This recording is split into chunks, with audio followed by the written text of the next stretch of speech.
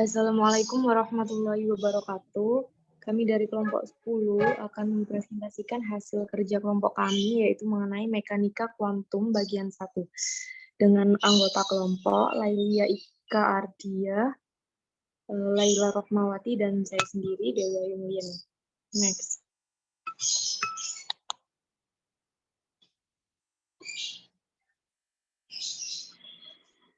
Untuk pembahasan kali ini yaitu ada 3. Yang pertama itu mengenai mekanika kuantum, pengertiannya. Yang kedua, persamaan Schrödinger. Yang ketiga, interpretasi bilangan kuantum utama, orbital, dan magnetik. Next. Pengertian dari mekanika kuantum. Mekanika kuantum ini adalah cabang dasar fisika yang digunakan untuk menjelaskan sistem atom dan subatom. Mekanika kuantum berbeda dengan superposisi kuantum sehingga tidak bersesuaian dengan fisika klasik. Nah, konsep ini itu dirancang dari fisika klasik. Mekanika kuantum digunakan untuk menyusun kerangka acuan matematika untuk fisika atom, fisika molekular, kimia komputasi, kimia kuantum, fisika partikel, dan fisika nuklir. Konsep utama yang dikemukakan dalam mekanika kuantum adalah teori medan kuantum dan fisika kuantum ya, dan relativitas umum. Pernyataan umum dari mekanika kuantum adalah bahwa energi itu tidak berkesinambungan, tetapi tersusun dalam paket atau kuanta yang diskrit. Aplikasi penting dari teori kuantum diantaranya yaitu magnet, superkonduktor, diode pancaran cahaya atau LED, laser, transistor, dan semikonduktor, seperti prosesor mikro, pencitraan, penelitian, dan medis seperti magnetik, resonansi imaging, dan mikroskop elektron. Next. Adapun perbedaan mekanika klasik dan mekanika kuantum. Perbedaan pokok antara mekanika klasik dengan mekanika kuantum terletak pada cara menggambarkannya. Dalam mekanika klasik, masa depan partikel telah ditentukan oleh kedudukan awal, momentum awal, serta gaya-gaya yang bereaksi padanya. Dalam mekanika kuantum, ketentuan tentang karakteristik masa depan seperti mekanika klasik tidak mungkin diperoleh, karena kedudukan dan momentum suatu partikel ini tidak mungkin diperoleh dengan ketelitian yang cukup, sehingga dalam teori ini digunakan prinsip ketidakpastian dan probabilitas. Next. Selanjutnya yaitu persamaan Schrödinger. Persamaan ini adalah persamaan matematika yang menjelaskan perubahan tiap waktu dari sebuah sistem fisika, di mana efek kuantum seperti dualitas gelombang partikel menjadi signifikan. Dengan menggunakan notasi braket Dirac, definisi persamaan Schrödinger adalah sebagai berikut. Di sini ada rumusnya dalam kotak, dan keterangannya itu I adalah bilangan imajiner, T waktu, kemudian delta T ini turunan parsial terhadap T, H konstanta Planck dibagi 2pi. Selanjutnya ini ada ini huruf Yunani, fungsi gelombang, dan H itu Hamiltonian. Next.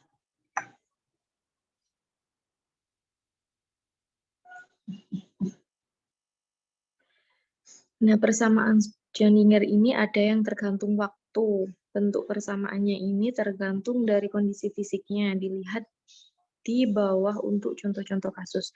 Nah, bentuk paling umumnya adalah persamaan tergantung waktu yang menjelaskan sebuah sistem berkembang dengan waktu. Persamaannya pada dalam kotak yang berwarna hijau dengan keterangan tersebut. Next.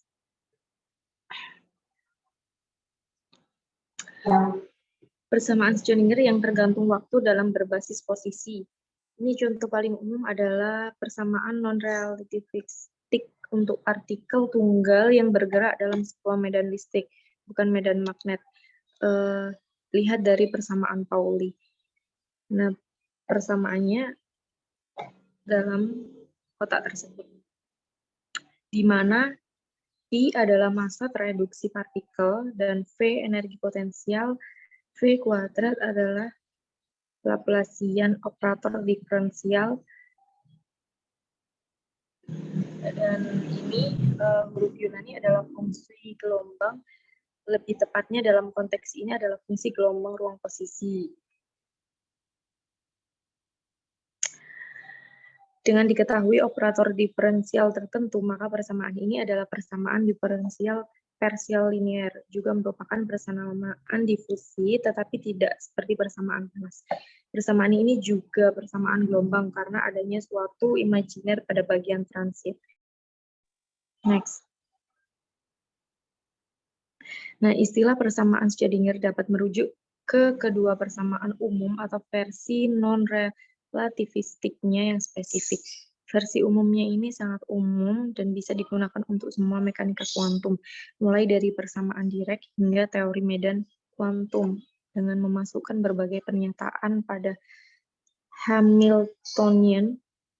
Versi non-relativistik adalah berupa perkiraan dari kenyataan sebenarnya, namun menunjukkan hasil yang akurat pada banyak situasi, tetapi pada jangkauan tertentu itu dilihat dari mekanika kuantum relativistik dan teori medan kuantum relativistik. Untuk menggunakan persamaan Schrödinger digunakan operator Hamiltonian. Untuk sistemnya itu menghitung energi kinetik dan potensial partikel-partikel pada sistem, kemudian dimasukkan dalam persamaan Schrödinger. Hasilnya diferensial parsial kemudian diselesaikan untuk persamaan gelombang yang kemudian akan memuat informasi mengenai sistem. Next.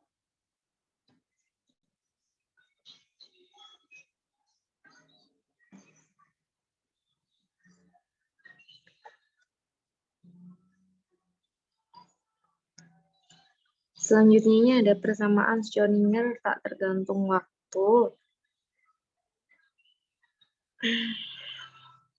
Fungsi gelombang ini dapat membentuk gelombang berdiri disebut keadaan stasioner atau orbital seperti orbital atom atau orbital molekul. Keadaan-keadaan ini penting karena pada studi berikutnya memudahkan dalam penyelesaian persamaan Schrödinger tak tergantung waktu untuk keadaan apapun. Keadaan stasioner juga dapat dijelaskan menggunakan bentuk persamaan yang lebih sederhana, yaitu dengan persamaan tersebut yang ada di dalam kotak yang berwarna hijau, dengan E adalah konstanta sama dengan total energi pada sistem, hanya digunakan apabila operator Hamiltonian tidak tergantung waktu. Namun dalam kasus ini keseluruhan fungsi gelombang tetap memiliki ketergantungan waktu.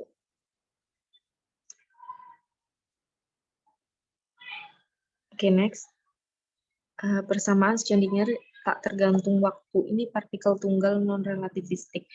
Dalam terminologi aljabar linier, persamaan ini adalah persamaan Eigenvalue dan fungsi gelombang di sini merupakan eigenfunction dari operator Hamiltonian seperti sebelumnya. Bentuk paling umum adalah persamaan non-relativistik untuk partikel tunggal yang bergerak dalam sebuah medan listrik, bukan medan magnet, dan persamaannya disajikan dalam kotak yang berwarna biru. Oke, selanjutnya akan dijelaskan oleh Laila.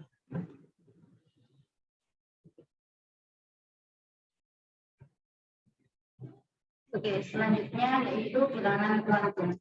Bilangan kuantum atau R merupakan bilangan yang menggambarkan kedudukan suatu elektron dalam model atau mekanika kuantum yang didefinisikan oleh Erwin. Ada tiga bilangan kuantum, yaitu bilangan kuantum pertama, orbital, dan magnetik.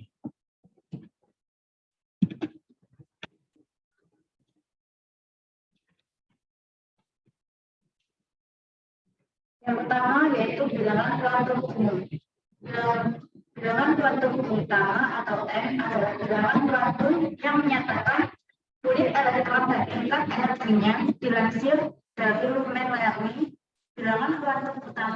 tergantung pada jarak antara elektron dan nukleus atau inti atom. Bilangan kuantum pertama ini dituliskan dengan bilangan bulat, yaitu 1, 2, 3, 4, 5, dan seterusnya. Karena M menyatakan tingkat energi, maka tidak ada kulit ke 0. Jika suatu elektron berada pada N sama dengan 1, maka dia berada paling dekat dengan nukleus, yaitu pada kulit pertama atau kulit paling dalam dengan tingkat energi dasar. Semakin tinggi tingkat energinya, maka akan semakin besar bilangan kuantum pertama elektron tersebut.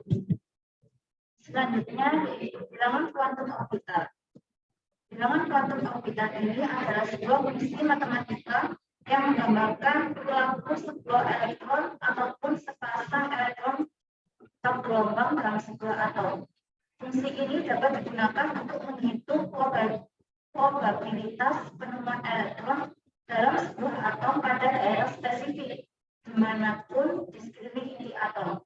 Bilangan orbital atau L menyatakan subkulit di mana elektron itu bergerak sekaligus menunjukkan subkulit yang merupakan penyusunan suatu kulit. Nilai L dimulai dari 0, 1, 2, 3, dan seterusnya. Dalam kuantum orbital mengenal nama-nama sederhana S orbital, P orbital, D orbital, dan F orbital. Setiap jenis orbital memiliki bentuk geometris spesifik masing-masing. Berikut adalah bentuk-bentuk orbital. Yang pertama, bentuk orbital S, di mana diagram permukaan batas untuk orbital S tampak seperti bola yang memiliki inti sebagai pusatnya, yang dalam 2 dimensi dapat dilihat sebagai lingkaran. Selanjutnya yaitu bilangan orbital P. Setiap orbital terdiri dari 2 bagian yang lebih dikenal sebagai lobus, yang terletak di kedua sisi bidang melewati nukleus. Selanjutnya yaitu bentuk orbital D, di mana dari 5 orbital D ini, bentuk dari 4 orbital D pertama adalah sama satu sama lain. Yang berbeda dari orbital D ini sedang D yaitu Z2, sedangkan energi dari 5 orbital D adalah sama. Selanjutnya yaitu bentuk orbital F. Itu merupakan bentuk yang kompleks dengan 7 bentuk orbital yang berbeda. Selanjutnya yaitu bilangan kuantum magnetik atau M. Bilangan kuantum magnetik atau M menyatakan orbital khusus yang ditempati elektron pada suatu subkulit, di mana disajikan dalam tabel sebagai berikut, yaitu terdapat subkulit S dengan nilai L-nya yaitu 0, bilangan kuantum magnetiknya 0, dan dengan jumlah orbital 1. Subkulitnya P dengan nilai L-nya 1 dengan bilangan kuantum magnetiknya minus 1, 0, plus 1 dengan jumlah orbital 3. Subkulit D dengan nilai L yaitu 2, bilangan kuantum magnetiknya dengan nilai minus 2, minus 1, 0, plus 1, plus 2 dengan jumlah orbital 5. Selanjutnya yaitu dengan subkulit F dengan nilai L yaitu 3 dengan bilangan kuantum magnetik minus 3, minus 2, minus 1, 0, plus 1, plus 2, dan plus 3 dengan jumlah orbital yaitu 7. Selanjutnya di sini ada contoh soal. Yang pertama, tentukan bilangan kuantum N, L, M, dan S dari elektron terakhir yaitu 27 JU. Dengan jawaban 27 JU dengan konfigurasi elektron yaitu 1 S kuadrat, 2 S kuadrat, 2 P pangkat 6, 3 S pangkat 2, 3 P pangkat 6, 4 S pangkat 2, dan 3 D pangkat 7. Maka di sini diambil terakhirnya yaitu 3 D pangkat 7 dengan nilai N sama dengan 3, nilai L sama dengan 2, M sama dengan minus 1, dan S-nya minus setengah. Contoh soal selanjutnya yaitu tentukan nilai bilangan kuantum N, L, M, dan S dari elektron terakhir yaitu 15P. Jawab 15P dengan konfigurasi elektron yaitu 1S pangkat 2, 2S pangkat 2, 2P pangkat 6, 3S pangkat 2, dan 3P pangkat 3. Maka nilai 3P pangkat 3 ini dengan nilai M sama dengan 3, nilai L sama dengan 1, M sama dengan plus 1, dan S sama dengan plus setengah.